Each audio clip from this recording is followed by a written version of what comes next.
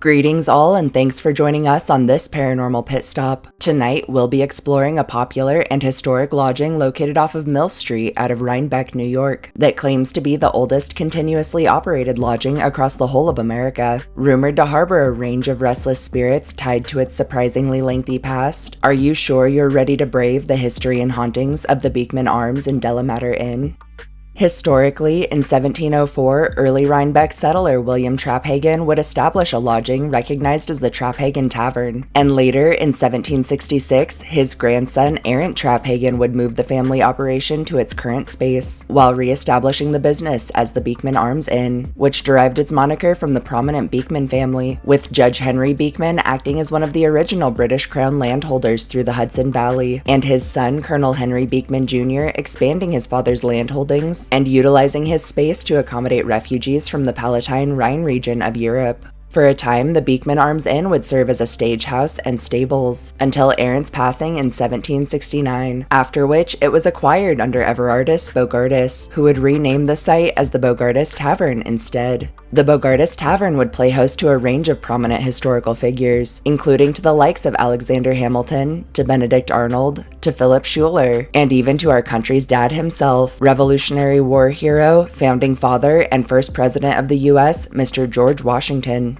In 1799, Everardus would pass on, and would hand the tavern down to his son Benjamin, who, in turn, in 1802 would sell the business to Asa Potter. Asa would run the site as Potter's Tavern for only 3 years before his passing in 1805, and preceding his death, the space would be acquired under a former river sloop captain named William Jacques, who would re-establish the watering hole as Jacques' Tavern. Following Captain Jacques' passing and a short stint of ownership under his wife, this weathered old expanse would be handed down through a slew of owners. In 1918, and under the ownership of Tracy Dowse, the whole of the inn would be renovated and would welcome the addition of a ballroom. In 1958, the site would be purchased under Charles Laforge, and through the 1980s and under direction of Laforge, it would welcome the addition of a greenhouse to the front of the ballroom. In 1979, Charles would purchase the 1844 Delamater house, and would set to work on renovations and modernizations necessary for it to host an inn, after which he would add a range of guest rooms across the courtyard complex behind the inn, and would purchase additional adjacent historic properties. More recently, in 2002, one George Banta Sr. would make purchase of the inn from Laforge and would manage operations moving forward, and in 2006, the site was honored as a member of the Historic Hotels of America. In the present, the Beekman Arms and Delamater Inn remains open to the public, acting as a premier destination while offering a range of accommodations, in-house dining and drink options, and plentiful space for weddings, events, and more.